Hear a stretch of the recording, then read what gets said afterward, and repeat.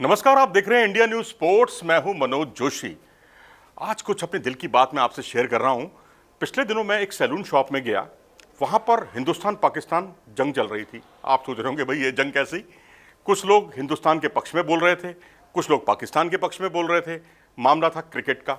जी हाँ, जब क्रिकेट का मामला आता है तो हिंदुस्तान पाकिस्तान की जो राइवलरी है बहुत ही रोमांचक मोड़ पर आ जाती है। बहुत ही रोमांच आता है, बहुत मज़ा आता है। इंडिया पाकिस्तान का जहाँ भी जिक्र होता है, ये बात मैं इसलिए कह रहा हूँ कि आईसीसी बोर्ड की जो मीटिंग हुई है उसमें भी हिंदुस्तान पाकिस्तान एक तरह की जंग छिड़ गई। जी हाँ, आपको आश्चर्य हो रहा होगा, हैरानगी हो रही होगी, लेकिन ये बात बिल्कुल हकीकत है।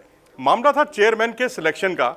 और जैसा कि आप जानते हैं, शशांक मनोहर साहब जो है रिटायर हो गए हैं। उनके उत्तराधिकारी की जो है खोज की जा रही है। और शशांक मनोहर के बाद अगला कौन बनेगा, इस पर भी चर्चा हुई। और इस चर्चा के अलावा इस मीटिंग में जो वैचारिक मतभेद देखने को मिले हैं वो इस बात को देखने को मिले हैं। एक पक्ष कह रहा है कि 2/3 बहुमत से अगले चुनाव का अध्यक्ष का, अगले चेयरमैन का चुनाव होना चाहिए। लेकिन एक पक्ष ऐसा है जो कह रहा है कि साधारण बहुमत से ही होना चाहिए। अब साधारण बहुमत क्या होता है, 2/3 बहुमत क्या होता है, वो मैं आपको समझाता हूं। दरअसल 17 लोग इसके सदस्य हैं जिनके पास वोटिंग राइट्स हैं, जिसमें 12 टेस्ट प्लेइंग कंट्रीज भी उसमें शामिल हैं।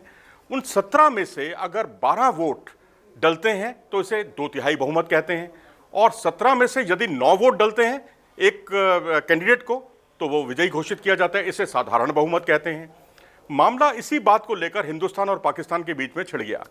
जी हाँ, हिंदुस्तान यानी बीसीसीआई जो है वो उसका साफ तौर पर कहना था कि ये साधारण बहुमत से इसका चुनाव होना चाहिए अगले चेयरमैन का। और उनका समर्थन करने वाले लोगों में काफ़ी देश जुड़ गए। उसमें ऑस्ट्रेलिया भी था, इंग्लैंड भी था, साउथ अफ्रीका भी था, और तो और जो 7 अन्य जो टेस्ट प्लेइंग कंट्रीज हैं वो भी इसके साथ जुड़ गए। लेकिन पीसीबी इस मामले में बिल्कुल अलग रहा।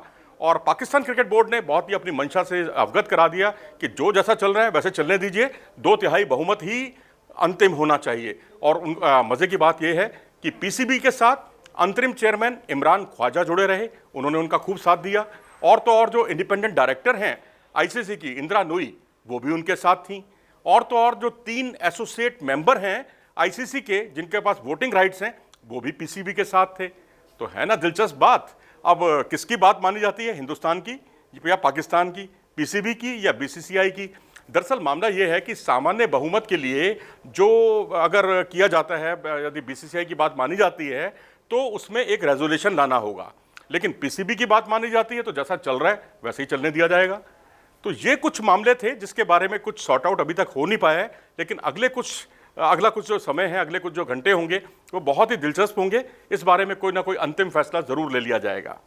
आप क्या सोचते हैं इस बारे में? अपनी राय से हमें अवगत जरूर कराएं कि साधारण बहुमत से चुनाव होना चाहिए चेयरमैन का, या 2/3 मतों का जो सिलसिला चल रहा है उसी को बरकरार रखा जाए।